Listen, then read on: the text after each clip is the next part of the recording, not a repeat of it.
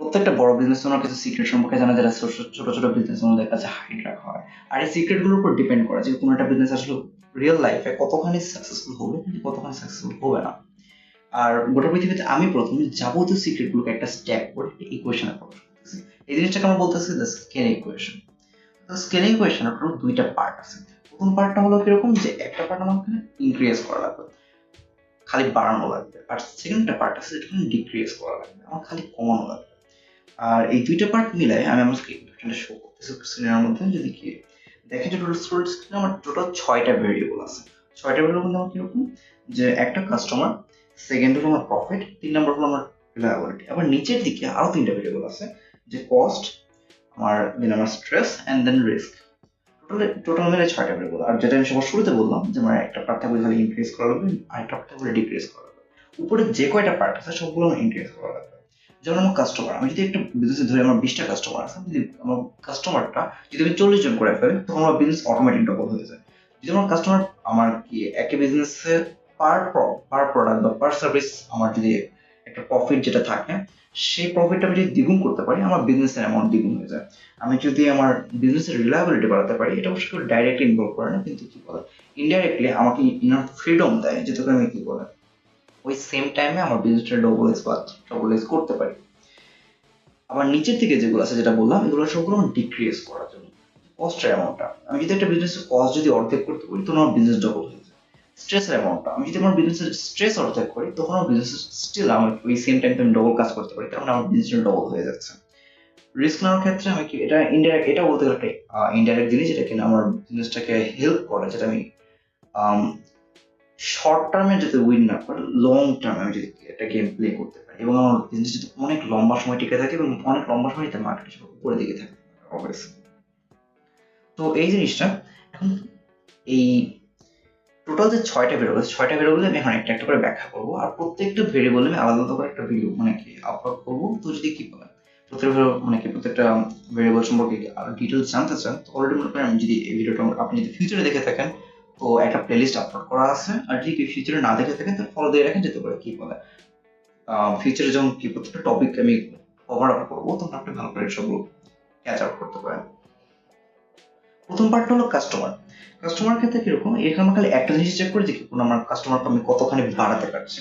তো আমি যদি মেন টপিকে যাই, তো মেন টপিকটা কিরকম, যে আমার যে কোনো বিজনেসে আমার ডিপেন্ড করে যে আমি কাস্টমার কতখানি বাড়াতে পারছি। আর কাস্টমার বাড়াতে পারছি, এটা টোটাল আমার কয়েকটা জিনিস ডিপেন্ড করে, যে আমি কতখানি কাস্টমার আমি মানে আমার বাড়ানোর ওয়েটা কি। আমি তো চাইলে আউটপুট বাড়াতে পারবো, আমার ইনপুটটা খালি বাড়ানো লাগবে। এটা কিরকম, যে আমি একটা বিজনেস, টোটাল বিজনেস আমার কাস্টমার ডিপেন্ড করে 4টা ওয়ে আছে।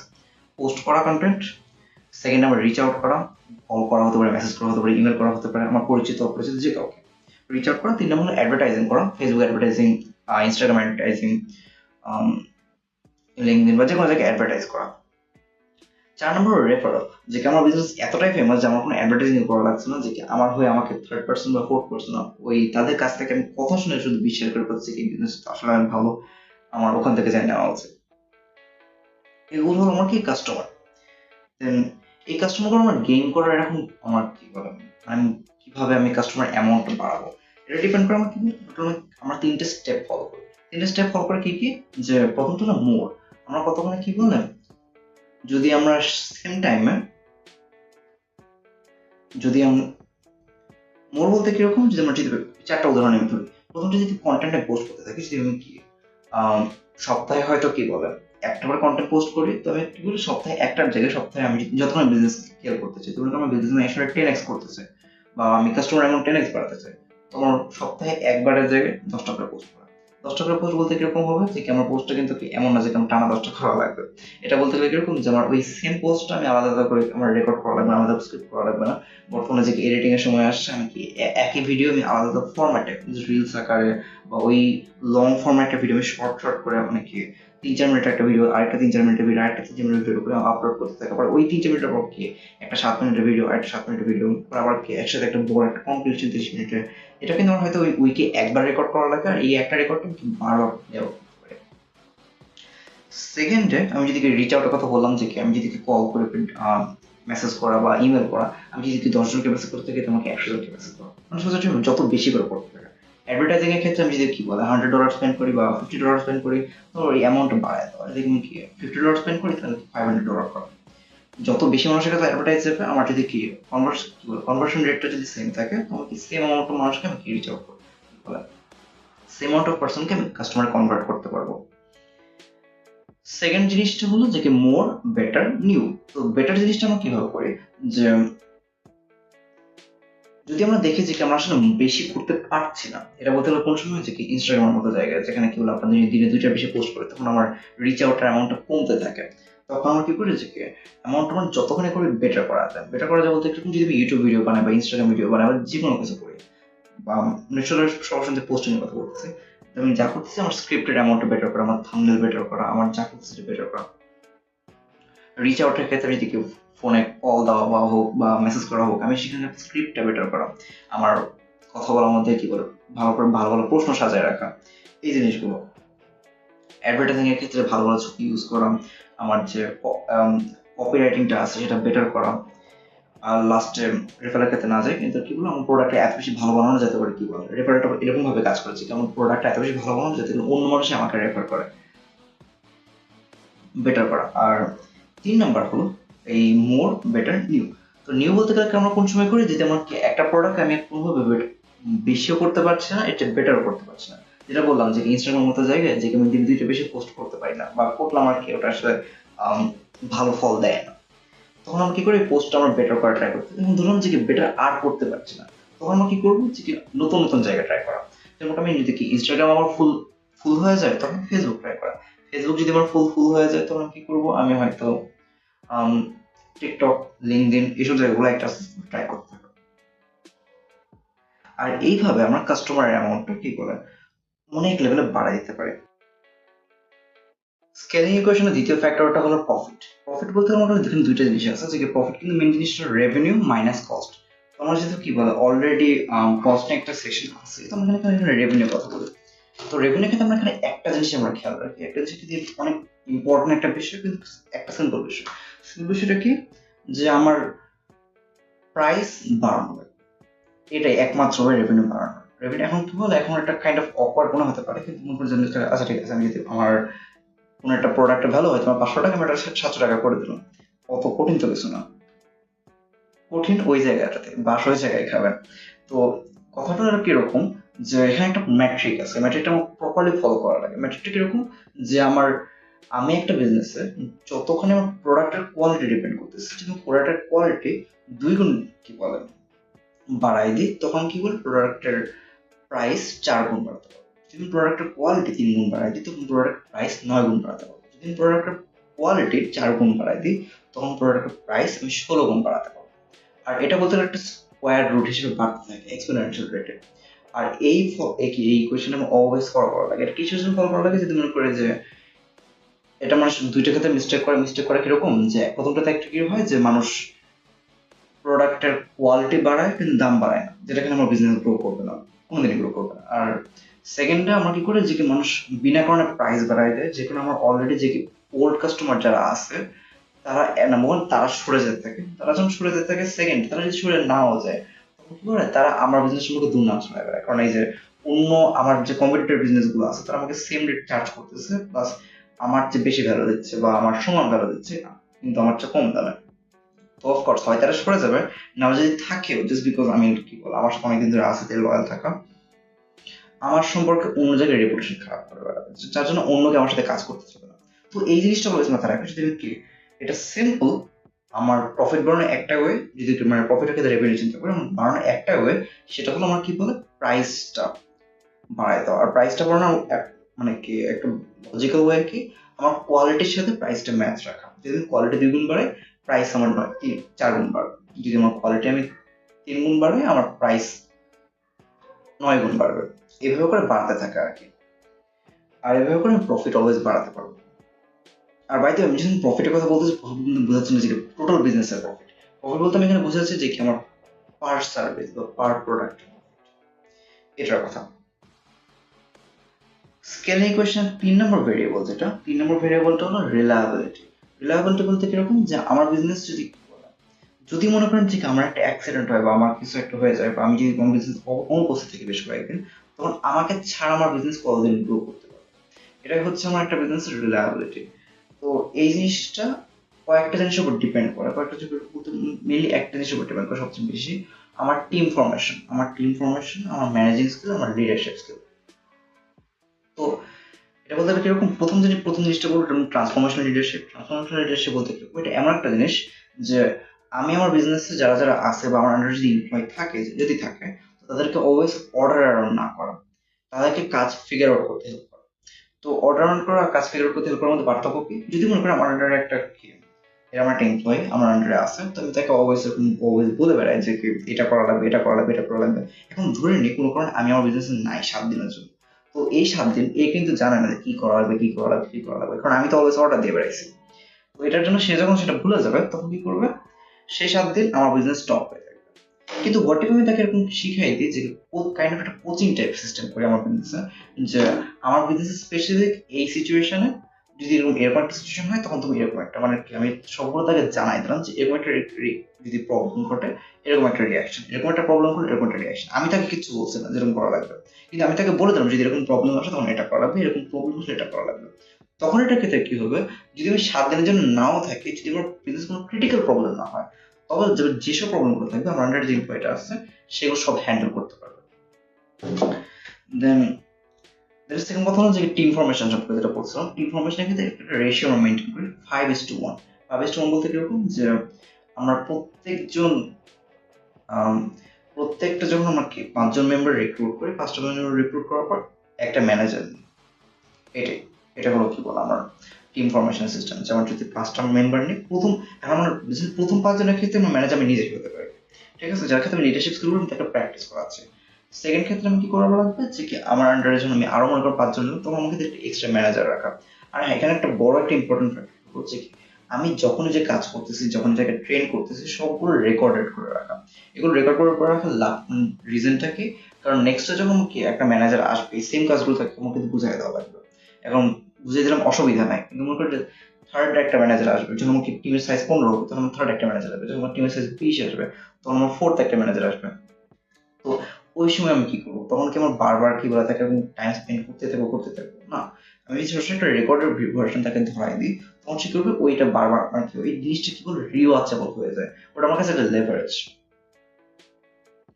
আর আরেকটা জিনিস, যে টিম ফরমেশন ক্ষেত্রে একটা বড় জিনিস অনেক মানুষ মিস্টেক করে, বিশেষ করে অনেক টিম থাকে কিন্তু টিমটা নষ্ট হয় এটার জন্য ম্যানেজার ভার্সেস মেকার টাইম বলতে কিরকম, যে আমার হয়তো টিম, আমি একটা ছোট এক্সাম্পল দিই। মেকার টাইম বলতে আমি স্পেসিফিক ওই টাইমটা বোঝাচ্ছি যে সময়টা কি বলে আমি লং টাইম চুপ করে কোনো একটা কাজে টাইম স্পেন্ড করি। আর ম্যানেজার টাইম বলতে আমি স্পেসিফিক ওই টাইমটা বোঝাচ্ছি যখন ছোট ছোট টাইম কিন্তু অনেকগুলো কাজ করি। এখন যদি মনে করি যে আমি বই লিখছি, ওকে, তখন কি করে টানা 4 ঘন্টা মতন মনে করে কোনো একটা চ্যাপ্টার ফুল শেষ করবো, এটা আমার হয়তো টার্গেট, এটা আমার মেকার টাইম। ভার্সেস মনে করেন যে আমি একটা বইটা পাবলিশিং এর কাজ করবো, তখন আমি কি করবো, যে বইয়ের কভার রেটিং, বইয়ের আমার অ্যাডভার্টাইজিং এর ক্ষেত্রে কি কি লিখবো, আমার বইয়ের প্রোডাক্ট প্রমোশন কিরকম হবে, আমি কোন কোন পেমেন্ট মেথড ইউজ করবো, কোন কোন চ্যানেলে আমি কি আমার বইটা, মানে কোন কোন সব ই বুক স্টোরে বা কোন কোন রিয়েল লাইফ বুক স্টোরে বা কোন কোন প্রকাশনের কাছে আমি বইটা দিব, এই জিনিসগুলো কিন্তু আমার সবই কিন্তু হয়তো 10 মিনিটের কাজ অথবা 15 মিনিটের কাজ, কিন্তু অনেকগুলো কাজ। এগুলো হচ্ছে আমার মেকার টাইম। আর বলতে গেলে যে ম্যানেজারের বুদ্ধিমান কাজগুলো সব মেকার আছে, এগুলো সব হচ্ছে আমার ম্যানেজার টাইম। আর একজন ম্যানেজারের যে কাজগুলো এগুলোই বলতে গেলে থাকে, যে কি ছোট ছোট অনেকগুলো কাজ করা। যে একটা ম্যানেজার চিন্তা করে যে 5 জনের একটা টিম, সে কি করছে, যে কি আমার প্রত্যেকজনের টিম ফলো আপ করতেছে, হয়তো তার 10 মিনিট টাইম দিচ্ছে একজনের সাথে কথা বলতে। কিন্তু প্রবলেমটা হচ্ছে এই জায়গায়, যে একজন মেকার ওয়ার্কার বা যে একজন মেকার কাজ করে, তার লম্বা টাইম ধরে একটা ফোকাস নিয়ে কাজ করা লাগে। তো ওই সময় আমার ম্যানেজার কিন্তু আমাকে ডিস্টার্ব করা স্টার্ট করে দেয়, কারণ মনে করেন যে আমি লম্বা একটা হয়তো 2 ঘন্টা টাইম দেয়, টোটাল আমার 4 ঘন্টা টাইম লাগে একটা কাজ করতে। তো আমি 2 ঘন্টা কাজের মধ্যে ভালো করে ম্যানেজার ফোন ধরো, আমার তো ফোন ধরাই লাগবে। তো সেই সময় হচ্ছে কিন্তু তার ওয়ার্ক ফ্লোটা নষ্ট হয়। তো সিম্পল এই জিনিসটা ফিক্স করার মাধ্যমে কোনো একটা বিজনেসের বলতে গেলে কি বলে ওয়ার্ক ফ্লোটা 2 থেকে 3 গুণ বাড়ায় দেওয়া যায়। তো এটার জন্য ম্যানেজারকে ইনাফ ট্রেন করা লাগে। দেন আমরা যখন এখন কি বলছি 3টা ভেরিয়েবল বললাম, আমাদের ইনক্রিজ করা 3টে ভেরিয়েবল পড়া শেষ। এখন নিচে ডিক্রিজ করা 3টে ভেরিয়েবল কথা বলবো। ডিক্রিজ করার ক্ষেত্রে আমাকে কি ভেরিয়েবল আছে, প্রথমটা হচ্ছে কস্ট, সেকেন্ড হচ্ছে স্ট্রেস, এন্ড থার্ড হচ্ছে রিস্ক। এখন 3টা ক্ষেত্রে বলা শুরু করি। নাম্বার 1, কস্টের ক্ষেত্রে কিরকম, যে আমার সবচেয়ে বেশি একটা জিনিস মানে কি বলে কস্ট খালি একটা জায়গায় সবচেয়ে বেশি হয় কোন জায়গায়? মনে করো একটা প্রোডাক্ট বানাচ্ছি, যে এটা আমার একটা প্রোডাক্ট, আমার প্রোডাক্ট ক্ষেত্রে কি হচ্ছে যে এই প্রোডাক্টটা আমার যখন আমি মার্কেটে ছাড়বো তখন কিন্তু আমি কি বলে এই বোতলটা বানাতে হয় তোমার 20 টাকা লাগে, তো 20 টাকা কিন্তু আমি কমাতে পারবো না। তো আমার খরচটা কমানো লাগবে কোন জায়গায়? যে এটা মার্কেটিং এর পিছে, এটা অ্যাডভার্টাইজিং এর পিছে যে খরচটা যাচ্ছে, এটা সেলস এর পিছে যে খরচটা পাচ্ছে সেই খরচটা কমায় না। তখন সেই খরচটা কমানোর ওয়ে গুলো কি? এটা কিন্তু ওয়ে গুলো আমার কি ওই একদম সবার শুরুতে কাস্টমার কাছে যে জিনিসগুলো বলছিলাম বেটার করা, এটা কিন্তু আমার ওই জিনিসটা বেটার করা লাগবে। বেটার করার কিসের জন্য? যদি আমরা প্রোডাক্ট বেটার করবো না, প্রোডাক্ট বেটার করতেও পারি, এটা একটা অপশন। তো আমার যে অ্যাডভার্টাইজিং এর ক্ষেত্রে যে স্ক্রিপ্টটা ব্যবহার করছে সেই স্ক্রিপ্টটা হয়তো আমাকে মিডিওকার একটা স্ক্রিপ্ট, তুমি স্ক্রিপ্টটা বেটার করার চিন্তা করবো। যদি আমার কি বলে ওই প্রোডাক্ট প্রমোশনটা একটা ভিডিও আকারে, হয়তো আমি ভিডিওটা বেটার করার চিন্তা করবো। এটা করার মাধ্যমে কি হবে যে আমার সেম জিনিসটা মানুষ বেশি কি করবো, যদি আমার কনভার্সেশন মানে আমার কনভার্সন রেট যদি কি বলা 10-2 হয়, সে কনভার্সন রেট 10-5 বানানো যায়, 6 বানানো যায়, এই জিনিসটা আমার প্রোডাক্টের অ্যাডভার্টাইজিংটা বেটার করে বা বেশি ভালো করে মানুষকে জানানো যে কি এই জিনিসটা এভাবে এক্সিস্ট করে, এই জিনিসটা এভাবে এক্সিস্ট করে না। সেকেন্ড হলো আমার প্রোডাক্টের কোয়ালিটি। এটা আমি আগে বলছি যে আমি প্রোডাক্টের কোয়ালিটি যত বেশি বাড়াবো তত বেশি আমার কি বলবো রেপুটেশন বাড়বে, রেপুটেশন যত বেশি আমার বাড়তে থাকবে তত বেশি কি বলবো আমার কস্ট এমনি এমনি কমতে থাকবে। তো এটা একটা ইম্পর্টেন্ট ফ্যাক্টর। দেন 3 নম্বর ফ্যাক্টর আমার হচ্ছে যে কি অ্যাভয়েড ডেড হর্স থিওরি। এই অ্যাভয়েড ডেড হর্স থিওরি বলতে আমরা কি বুঝাচ্ছি যে কি স্পেসিফিকলি আমাদের কয়েকটা জায়গায় আমরা এক্সট্রা কস্ট করে থাকি। তো ডেড হর্স থিওরি আমি হালকা করে এক্সপ্লেন করে দিই। তো ইমাজিন একটা ঘোড়া, আমার ঘোড়াটা মারা গেছে, কিন্তু আমি ঘোড়াটা মারা গেছে আমি এটা চিন্তা না করে আমি সেই ঘোড়ার কিভাবে স্যাডেল বেটার করা যায়, কিভাবে ঘোড়ার রেস ট্র্যাকটা বেটার করা যায়, ঘোড়ার খাবার দাবার চিন্তা করতেছি কি কি করা লাগবে, এই যা যা করতেছি সবগুলো আমার ওয়েস্ট। কস্টের ক্ষেত্রে আরেকটা জিনিস যেটা করা যায় যে যাবতীয় যত ওয়েস্ট গুলো আছে সবগুলো ওয়েস্ট রিমুভ করে দেওয়া। এটা করলে আমার কি হবে যে যখন আমি যাবতীয় রিমুভ করে দিচ্ছি তখন আমার কি বলে কস্টের অ্যামাউন্ট অটোমেটিকলি কমে যায়। ডিক্রিজ করার মধ্যে আমার যে সেকেন্ড ভেরিয়েবলটা হচ্ছে আমার স্ট্রেস।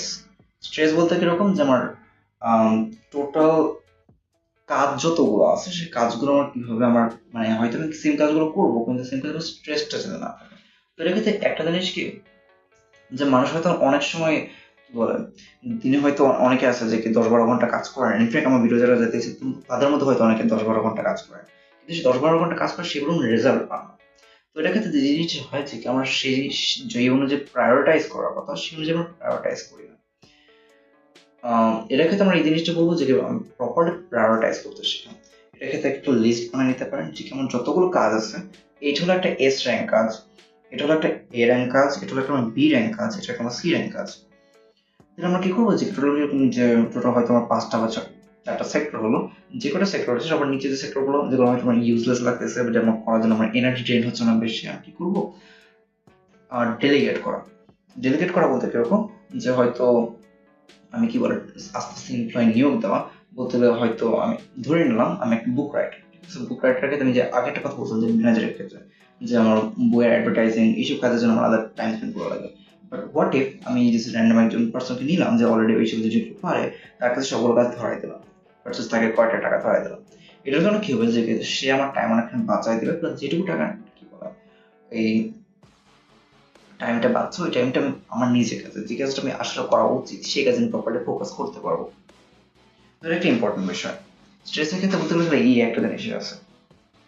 আর এটা ক্ষেত্রে আবার ডেলিগেশনের ক্ষেত্রে আবার দুইটা জিনিস আছে। ডেলিগেশন ক্ষেত্রে কিরকম যে মানে আমি আমার কাজগুলো কার কাছে ডেলিগেট করবো, দুইটা জিনিস কিরকম, একটা আমার কাছে ডেলিগেট করা আছে যে সফটওয়্যার বা এআই, আর সেকেন্ড টাইম ডেলিগেট করা আছে এমপ্লয়ির কাছে। এমপ্লয়ি বলতে কিরকম যে আমি যদি একটা ভিডিও এডিটিং বেসব কাজ করবো আমি রিয়েল লাইফ মানুষ এডিট করা। আর যদি আমার কি বলে সফটওয়্যার বা এআই, আমি বলবো যে সফটওয়্যার বা এআই বেশি বেটার, অনেকে মাইন্ড করতে পারে কিন্তু সফটওয়্যার আমি নিজে বেশি বেটার কাউন্ট করবো। কারণ এটা কিরকম জীবনে আমি যদি কি বলে একটা এমপ্লয়ি নিয়েও হয়তো আমার কোয়ালিটি কি বলে অ্যাট প্রেজেন্ট একটু খারাপ আছে, মানে অ্যাট প্রেজেন্ট যথেষ্ট ভালো আছে, ভিডিও কোয়ালিটি বা যেগুলি বলে যথেষ্ট ভালো আছে। আমি যদি এই ফ্রি ভার্সন গুলো নিই তাও যথেষ্ট ভালো অনেকের চাইতে। কিন্তু এখানে একটা জিনিস কি যে এটা যত দিন যাবে তত এটা বেটার হতে থাকবে, এটা তো বড় কথা। কিন্তু তার চেয়ে বড় কথা যে আমার এআই বা কোনো একটা সফটওয়্যার এটা কোনো বলে না যে কি আমি আজকে পারবো না, আজকে বিজি, বা বলবো না যে কি আমি আজকে ভালো লাগতেছে না আমি কালকে কাজটা করে দেবো। কিন্তু আমার এমপ্লয় কিন্তু এই জিনিসটা বলবে। তো এই কারণে আমি কি বলে এআই বা সফটওয়্যারের উপর বেশি ভরসা করি আর কি, কারণ জিনিসের উপর কাজগুলো কি বলে আদায় হয়ে যায়। আর 3 নম্বর ভেরিয়েবলটা হচ্ছে যেটা আমাকে ডিক্রিজ করার ক্ষেত্রে 3 নম্বর ভেরিয়েবলটা হচ্ছে আমার রিস্ক। রিস্কের ক্ষেত্রে ওই জিনিসটা যে আমার একটা কথা বলছিলাম যে dead horse theory, dead horse theory ওই সেম জিনিসটা আমার ওয়েস্ট মানে যখন করতেছি আমার টাকা ওয়েস্ট করা আস্তে আস্তে বন্ধ করা লাগবে, কারণ টাকা যতক্ষণ কম ওয়েস্ট করবো তত বেশি আমার কি করবো বিজনেস ওই আকারে গ্রো করতে থাকে। থার্ড হলো যে কি ব্যাড, সরি সেকেন্ড হলো আমার ব্যাড কোয়ালিটি।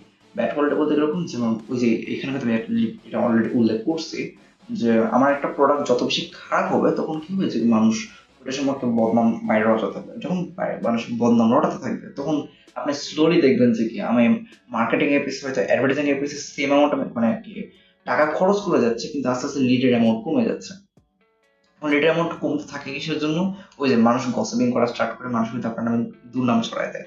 দুর্নাম যখন ছড়ায় দেয় তখন কিন্তু কি বলে হয়তো 10 জনের মধ্যে একজন তো দুইজন হয়তো ভাবছিল কিনবে, কিন্তু এই যে মানুষের যে গসিপের জন্য, মানুষের গসিপের জন্য সেখান থেকে হয়তো একজন ভাবছে না থাক কিনবো না। তো এটার জন্য আপনার কাস্টমার অ্যামাউন্ট কমে যায়। আর 3 নম্বর আরেকটা জিনিস হলো যে কি মানে রিস্কের মধ্যে আরেকটা জিনিস হলো স্টপ ওয়ার্কিং হোয়াট ওয়ার্কস। মানে আমি একটা কাজ হয়তো আমার ওটা অলরেডি কাজ করছে সেই জিনিসটা আমি কাজ থামায় দেওয়া। এটা বলতে গেলে রেয়ার, বাট অনেকেই করে। অনেকে রেয়ার করে বলতে এরকম যে ধরে নিলাম যে এটা বলতে গেলে আমি যদি প্রথম একটা কথায় চলে যায় যেখানে বলছিলাম যে মোর বেটার নিউ। তো অনেকে কি করে যে ধরে নিলাম যে কি আমার ইনস্টাগ্রামে অনেক বেশি কি বলে কাস্টমার পাচ্ছে, আমি চিন্তা করলাম যে ঠিক আছে আমি ফেসবুকে পোস্ট করতে পারি। তখন আমি যখন ফেসবুকে ধরলাম তখন কি করলাম ফেসবুকে আমি দুটো জায়গায় একসাথে ফোকাস করতে যাই, আমার ইনস্টাগ্রামের কোয়ালিটি আস্তে আস্তে খারাপ হওয়া শুরু করলো। আর তখন ইনস্টাগ্রামে লিড কম হওয়া শুরু করলো, উল্টা দিক থেকে ফেসবুকে আমার লিড কম হওয়া শুরু করলো। বিশেষ রকম জিনিসগুলো ফিক্স করতে করতে করতে করতে হয়তো আমার 6টা মাস নষ্ট হয়ে যাবে।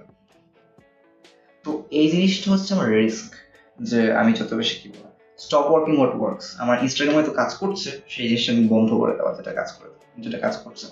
বিশেষ করে আমাদের প্রেজেন্ট জেনারেশনের ক্ষেত্রে জিনিসটা বেশি হয় যে তারা অলওয়েজ নতুন নতুন জিনিস ট্রাই করার চিন্তা করে যে হয়তো এটা যেটা করলে বেটার হবে বা এটা যেটা করলে বেটার হবে। বাট আমি এই জিনিসটা অলওয়েজ বলে যে পৃথিবীতে এমন কিছু না যে এটা কাজ করবে না এটা কাজ করবে, সবকিছুই কাজ করে যদি আমি কি বলবো লং ইনাফ টাইম ডেডিকেটেড থাকতে পারি। এটাই আমাদের স্কেলিং ইকুয়েশন সম্পর্কে টোটাল যে 6টা ভেরিয়েবল আছে, 6টা ভেরিয়েবল প্রত্যেকটা ভেরিয়েবল বলছে। ভিডিও একটুখানি লং হয়েছে অন্য ভিডিওগুলো চাইতে, কিন্তু এখানে যে প্রত্যেকটা টপিক আছে প্রত্যেকটা টপিক আবার আলাদা করে ব্যাখ্যা করবো আলাদা করে। তো যদি কি ব্যাখ্যা করে আমাদের নিতে হয় ঠিক আছে, যদি আপনি অলরেডি কি বলেন ভিডিওটা ফিউচারে দেখে থাকেন তাহলে অলরেডি একটা প্লে লিস্ট করা আছে। যদি ফিউচারে আপনি না থাকেন এটা না দেখে থাকেন তাহলে কি বলেন ফলো করে রাখেন, যাতে করে ফিউচার যখন ভিডিওগুলো আপলোড করবো তখন সবার আগে আপনারা পেতে পারেন।